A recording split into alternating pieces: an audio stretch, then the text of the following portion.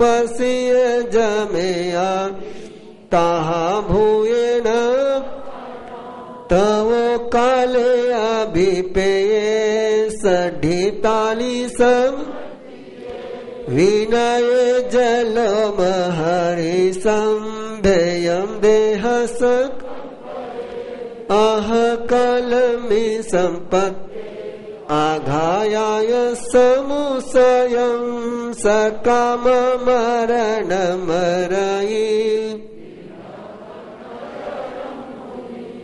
ते बिमेति अकाम मरणे जमनामं पंचमम अध्ययनम संपूर्णम। इस संसार सागर को जो तिर गए वे ही इस प्रश्न का उदाहरण दे सकते हैं, वे ही इस प्रश्न का व्याकरण कर सकते हैं। जिन्होंने मौत को तिरा नहीं, वे मौत के पलों में कैसे जीना इसका निर्देशन दे नहीं सकते हैं। इसलिए प्रभु फरमाते हैं इस अनादि सागर से जो तिर गए उनमें से एक महाप्रज्ञ ने इस मृत्यु की कला का रहस्य उद्घाटित किया। कौन मौत के पलों में रोता है और कौन मौत के पलों में हंसता है। जिसने शरीर को ही स्वयं मान लिया, शरीर के परे स्वयं की चेतना का जिसने अनुभव नहीं किया, शरीर मेरे वस्त्र है, मैं वस्त्रधारी हूं, मैं वस्त्र नहीं हूं, इस अनुभूति को जिसने प्राप्त नहीं किया वो शरीर में ही आसक्त हो जाता है। जिसे स्वयं का घर पता नहीं चला वो पराये घर को अपना घर समझ करके वहां रहता है। और कोई भी पराये घर में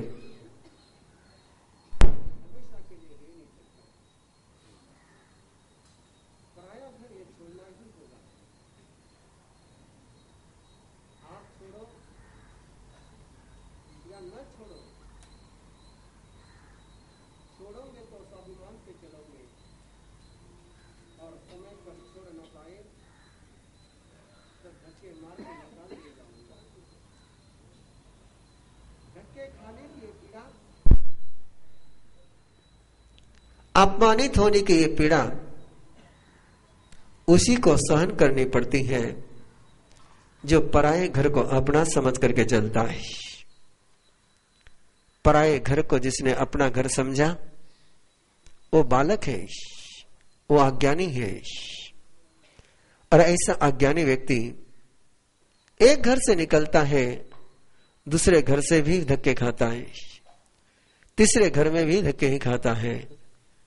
जब तक वो पराये घर को अपना घर समझना नहीं छोड़ता तब तक उसी में आसक्त हो जाता है। काम गिद्दे जहां बाले भीषम कुराइन को वही। काम यानी इच्छा, काम यानी सपने, काम यानी वासना, काम यानी प्यास, काम यानी तृष्णा, काम यानी जो मिला लेकिन मिलने का एहसास न कर पाए, जो खाया लेकिन खाने की तृप्ति जिसमें से नहीं जन्मती उसको काम कहते हैं, उसको कामना कहते हैं।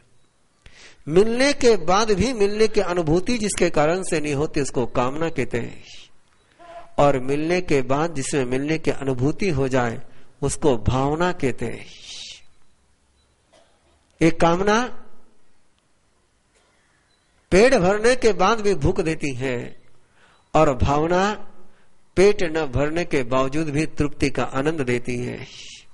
और जब कामना होती है तो आदमी चील पंखी बन जाता है। जैसे चील, जैसे गिदड़ जिंदे पर झपटते नहीं, मुर्दे पर झपटते हैं, वैसे ही कामना का लगाव जीवन से नहीं होता है, चैतन्य से नहीं होता है, उसका लगाव जड़ से होता है। शेर कभी मुर्दे को मुंह नहीं लगाता है, और चील कभी जिंदे पर झपट ना पाती है। चील का सारा प्यार मुर्दे से ही होता है। शेर भावना है और वृद्धि एक कामना है। ऐसी कामना के कारण से ही वो न जाने कितने षड्यंत्रों में चला जाता है। और उसका दृष्टिकोण बड़ा प्यारा सा दृष्टिकोण होता है, बड़ा सहज दृष्टिकोण होता है, बड़ा लुहाना दृष्टिकोण होता है। उसका वाक्य होता है, उसका जीवन वाक्य होता है, उसके जीवन का वृद्ध वाक्य होता है। जरा टटोल लेना कि ये वृद्ध वाक्य हमारा तो नहीं है।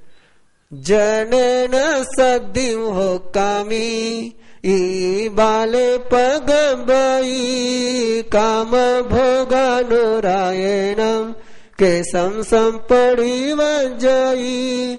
जनन सदिम हो कामी, मैं जिन के साथ नहीं रहूंगा, मैं जन के साथ रहूंगा। इतना ही निर्णय, इतना ही निर्णय कर लेना। आज कभी भी कर लेना, इतना निर्णय जरूर कर लेना कि मैं किसके साथ जीना चाहता हूं, जन के साथ जीना चाहता हूं या जिन के साथ जीना चाहता हूं। जो जन के साथ जीता है वह जन का अनुसरण करता है, जो जिन के साथ जीने का निर्णय करता है वो जिन का अनुगमन करता है। जने न सद्दिम होकामी, मैं जनता के साथ रहूंगा। जनता पटाखे फोड़ती है, मैं पटाखे फोड़ूंगा। जनता दिवाली मनाती है, मैं दिवाली मनाऊंगा। मैं निर्वाण कल्याणक नहीं मनाऊंगा, क्योंकि मुझे जनता के साथ रहना है। जो जन का होगा वो मेरा होगा, लेकिन जनता कोई तुम्हारे साथ आने वाले नहीं है। तुम चाहे जितनी जनता के साथ जीने की कोशिश करो, जनता किसी के साथ रहती नहीं है। दुनिया न किसी की हुई है, न होगी, न हुई थी। तुम चाहे जितने दुनिया के हो जाओ, दुनिया कभी किसी की हुई नहीं है। जने न सद्दिम हो कामी ये बाले पगबई। और इसी चेतना में, इसी धारणा में वो जीते चला जाता है कि शराब पीनी है पियो, गुटखा खाना है खाओ। सभी खाते हैं, क्या बिगड़ता है? सभी पीते हैं, क्या बिगड़ता है? ये जनता का सोच है। लेकिन जिस समय उसके परिणाम सामने आएंगे, उस समय कोई जिसने साथ दिया है वो कैंसर की वेदना भोगने के लिए तुम्हारे साथ नहीं आ पाएगा। वो कुष्ठ रोग की वेदना भोगने के लिए तुम्हारे साथ आ नहीं पाएगा। स्वयं की काया में, स्वयं के ही वचन में, स्वयं के ही धन में, स्वयं के ही भोग के सामग्री में वो मस्त हो जाता है, उन्मत्त हो जाता है। बाहर से भी कचरा इकट्ठा करता है, अंदर में भी कचरा रहता है। शिशुनाग एक सर्प होता है जो दोनों ही ओर से मुंह की ओर से भी और मलद्वार की ओर से भी मल को एकत्रित करता है। ऐसे ही शिशुनाग बनकर के लोग जीते हैं। राग से भी पाप कमाते हैं, द्वेष से भी पाप कमाते हैं। राग में भी आसक्ति करते हैं, द्वेष में भी नफरत करते हैं। अंदर भी कचरा रखते हैं, बाहर भी कचरा रखते हैं। और दोनों ओर से ऐसे मल को इकट्ठे करने वाले भयानक बीमार हो जाते हैं, आतंक से आतंकित हो जाते हैं। और जब आतंक से आतंकित हो जाते हैं, जब मौत आंखों के सामने नाचने लग जाती है, तब भयभीत हो जाते हैं। पाप से भाग न पाए वो मौत से भागने की कोशिश करते हैं। जो पाप से भाग न पाया वो मौत से क्या भाग पाएगा। और फिर एक छोटा सा उदाहरण दिया परमात्मा प्रभु महावीर ने। जैसे गाड़ी चलाने वाला व्यक्ति राजमार्ग को छोड़ करके शॉर्टकट के रास्ते पर, उबड़ खाबड़ रास्ते पर अपनी गाड़ी को जब चलाता है, तो परिणाम एक ही आता है कि गाड़ी का अक्सल टूट जाता है, चाक भी टूट जाते हैं, रास्ता भी भग्न हो जाता है, मंजिल भी मिलती नहीं, और होते ही वही विलाप करते हुए रहता है। वैसे जीवन में जिसने धर्म का मार्ग छोड़ दिया, जीवन में जिसने संयम का मार्ग छोड़ दिया, जीवन में जिसने प्रभु महावीर का मार्ग छोड़ दिया, और शॉर्टकट के भोग के रास्ते पर चला, उसके जीवन की गाड़ी का रथ पहिया टूट जाएगा, मंजिल मिलेगी नहीं और रोने के अलावा पल्ले कुछ भी नहीं पड़ेगा। ऐसा व्यक्ति जीवन में भी दुखी होता है, मरण वेला में भी दुखी होता है, जागता है तब भी पीड़ा में, सोता है तब भी पीड़ा में, रहता है तब भी पीड़ा में, जाता है तब भी पीड़ा में। और एक मरण वो भी है, मरणं पी सपुन्नानं जहाँ में यमनुसयं विपसन्न मनाघयं संजयानं उसीमवो। विपसन्न मनाघयं, आघात होता ही नहीं, हमला होता ही नहीं मौत का, प्रहार होता ही नहीं। अनाघायम, जैसे अनाघ्रात फूल होता है, जैसे न कुम्भलाया हुआ फूल होता है कि जिस फूल को किसी ने छुआ ही न हो। अनाघ्रात पुष्प जो पूजा करते हैं उन्हें पता होगा कि आराध्य के चरणों में वही फूल चढ़ाया जाता है जिसको सूंघा न गया हो, उसको अनाघ्रात फूल कहते हैं। जो संयमी होते हैं उनका जीवन का पुष्प अनाघ्रात पुष्प होता है, उसको किसी भोग ने सूंघा हुआ नहीं होता है, किसी हिंसा ने सूंघा हुआ नहीं होता है। और अनाघ्रात पुष्प ही प्रभु चरणों में समर्पित होने का सौभाग्य प्राप्त करता है। जिसको किसी ने सूंघ लिया हो वो फूल मसलने के काम आ सकता है, वो फूल कफन पर चढ़ाने के काम आ सकता है, वो फूल और कहीं काम आ सकता है। लेकिन देवता के चरणों में तो वही फूल चढ़ता है जिसको सूंघा न गया हो। और ऐसा फूल होता है विप्रसन्न, सदा प्रसन्न, खिला हुआ रहता है फूल। वो कांटे जैसा उसका जीवन नहीं होता है। जिन जिन महापुरुषों के आपने दर्शन करे होंगे उन महापुरुषों के चेहरे अपने आंखों के सामने लाओ। कैसे उनके चेहरे थे, कैसा खिला हुआ कमल का फूल नजर आता था, कैसे लगता था कि इस फूल को तो अब तक कोई सूंघ ही नहीं पाया। और इसीलिए मौत के पलों में भी उनके चेहरे पर कोई वेदना, कोई आतंक, कोई पीड़ा, कोई भय नहीं आ पाया। लेकिन ऐसा मृत्यु, ऐसी मौत जरूरी नहीं कि जिसने साधु के कपड़े पहन ले उसको आ जाए। गृहस्थ भी सौभाग्य का अधिकारी हो सकता है और कई बार श्रमण भी, वेशधारी श्रमण भी इससे वंचित हो सकता है। बहुत तीखी, बहुत गहरी, बहुत कड़वी, बहुत जहरीली देशना है। चिराजिनम नगिरिनम जड़ी संघाड़ी मुंडिनम यानी विना तायंती दुस्सिलम पर्यागयम पिंड लोये व दुस्सिले नरगावो न मुच्चई भिक्काई व गिहते व सोवये कमई दिवम। एक ही शर्त है, तुमने पुराने वस्त्र पहन लिए, मैले कुचले फटे हुए कपड़े पहन लिए, नग्न हो गए, वलकल पहन लिए, भिक्षाचर्या का निर्वाह कर लिया, लेकिन फिर भी नरक से मुक्त न हो पाओगे। फिर भी प्रसन्नता का वरदान पा न सकोगे यदि शील स्वभाव तुम्हारा सुशील नहीं है।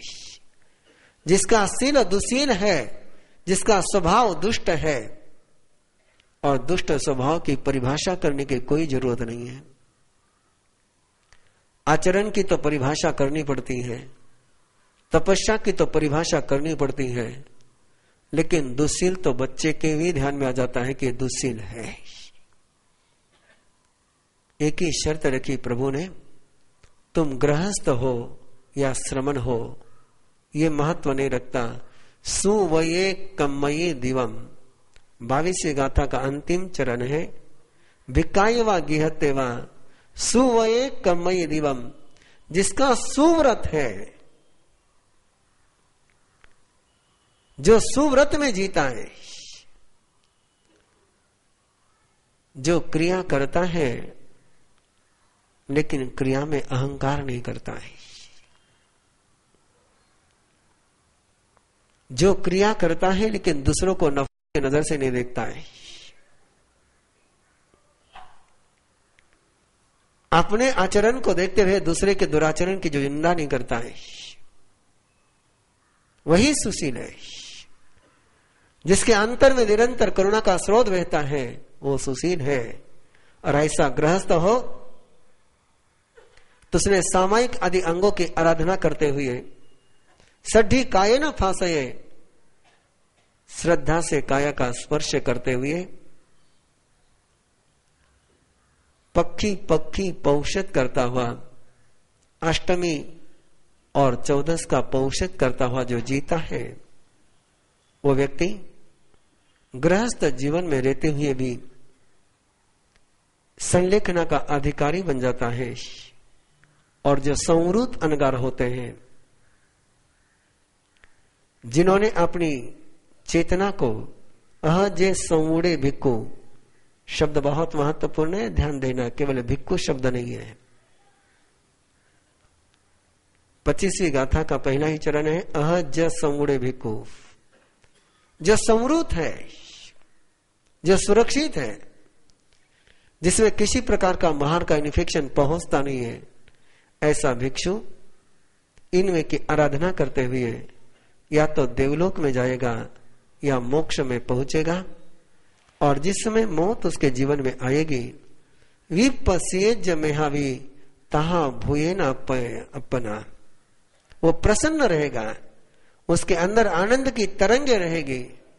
जैसे जेल से मुक्त होता हुआ कैदी, कारागृह से मुक्त हुआ कैदी, पिंजड़े से मुक्त होता हुआ पंछी खुशी में चहकता है, मस्ती में झूमता है, वैसे संयमी इस शरीर के पिंजड़े से मुक्ति के पलों में वैसा ही खुश होता है, वैसा ही मस्त होता है। और कौन मस्त नहीं होता है, कौन संत्रस्त होता है? किसके जीवन में अविद्या का जन्म होता है, किसके जीवन में अज्ञान का जन्म होता है, कौन संसार में बार बार लुप्त होता है। अब वो 6ठे अध्याय की आराधना करें इस आस्था के साथ, इस विश्वास के साथ कि हम पुनः नहीं रुलेंगे, पुनः मूड नहीं बनेंगे, पुनः नहीं भटकेंगे। सत्य की गवेषणा करने के लिए, सत्य की खोज करने के लिए 2 रास्ते हैं। कुछ लोग सत्य की खोज दूसरे की जिंदगी में करते हैं और कुछ लोग सत्य की खोज स्वयं की जिंदगी में करते हैं। जो दूसरे की जिंदगी में सत्य की खोज करते हैं, जो पदार्थ में सत्य की खोज करते हैं, जो पर में सत्य की खोज करते हैं, वे जीवन में अनुभाव को जन्म देते हैं, वो जीवन में शस्त्र को जन्म देते हैं, वे जीवन में आश्रय को जन्म देते हैं, वो जीवन में दुश्मनी को जन्म देते हैं। जो सत्य की खोज स्वयं के जीवन में करते हैं, अपना सत्य में से जा मित्ति भूयेसु कप्पये, सारे जगत के साथ मैत्री भावना की आराधना करते हुए जो स्वयं के जीवन में सत्य की खोज करते हैं, वही इस आराधना के अधिकारी होते हैं। आओ हम भी सत्य गवेषी बने, सत्य की खोज करें, लेकिन दूसरे की जिंदगी का सत्य नहीं, अपने जिंदगी का सत्य हमें तिराएगा। दूसरे के जिंदगी का सत्य हमें तिराएगा नहीं, अपने जिंदगी की सच्चाई ही हमें प्रभु बनाएगी। आओ इस आराधना के पर्व में एक संकल्प ले, एक भावना भाए कि प्रभु मैं सत्य की खोज करूंगा मेरे मन में, मैं सत्य की खोज करूंगा मेरे जीवन में, मैं सत्य को खोज करूंगा मेरे जिंदगी में। दूसरे के जिंदगी का सत्य मेरे अंदर में नफरत को जन्म दे सकता है और मेरे जिंदगी का सत्य मेरे अंदर में मैत्री को जन्म दे सकता है। अब इस आस्था के साथ क्या हम मैत्री के कल्प वृक्ष में पहुंचेंगे, स्वयं के ही जिंदगी में सत्य की खोज करेंगे, औरों के जिंदगी के सत्य की खोज से स्वयं को बचाए रखेंगे। इस आस्था के साथ जावंता विद्या पूरी सा सवेते दुख संभवा लोपंती बाऊ सोमुड़ा समीख पंडिय तमा पास जाई पाए बहु अपना सच में से अपना सच में से जामिति भूये सुख पाए अपना सच में से जा माया पिया नु सभाया भज्जा पुताय और सा नालम ते ममतानाय लुम्पत सकमुनाय यमठं सपेया पासे समीय छिंद गिद्धिं सिनेहं चन कंखे पुव संतवं गवासमणि कुंड पसव दस पुरुष सवमेयं चायि थावरं जंगमं चैव धनं धन्नं मुवखरं पचमानसकमेहिं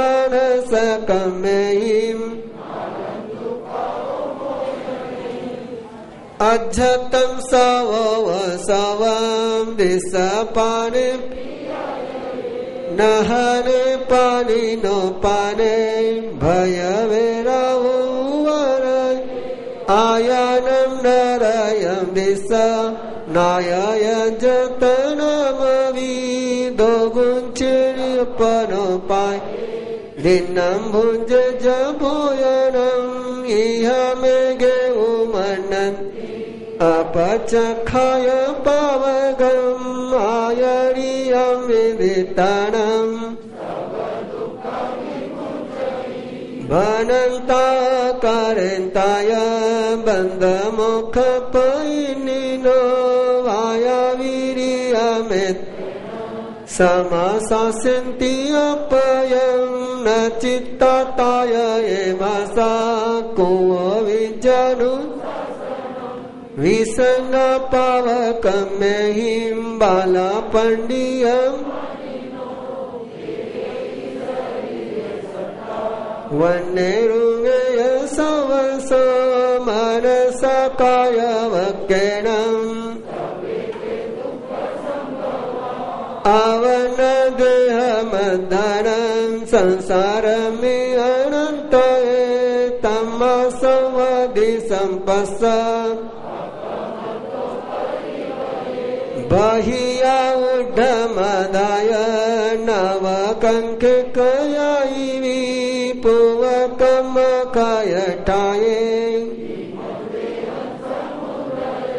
विङ्गिच कमुनो एवं कालकङ्कि परिवये मायं पिण्डसपानस कडं लद्दुन भक्कये सन्निहिं च न को वेजा लेव मायाय संजय पक्षीपतं समादाय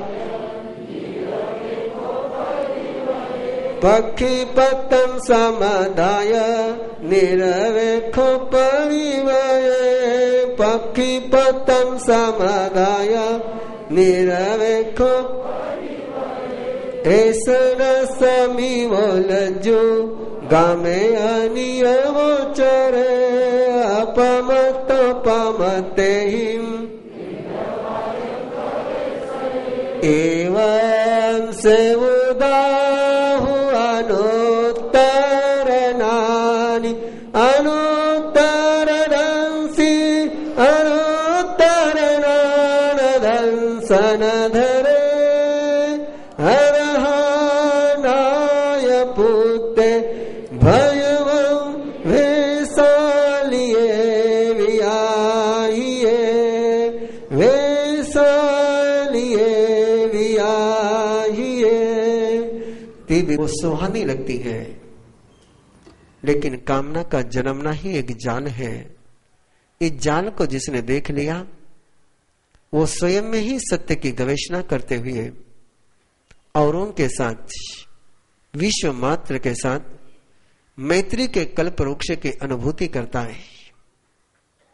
कौन ही इस जीवन में शरण देने वाला, न बाहर में सत्य की खोज कर न बाहर में शरण की खोज कर। बाहर में कई शरण नहीं है, शरण भी है तो अंतर में है, सत्य भी है तो अंतर में है। इस अनुभूति के साथ जो जीता है, 8वीं गाथा है, आयानम नरयम दिश्य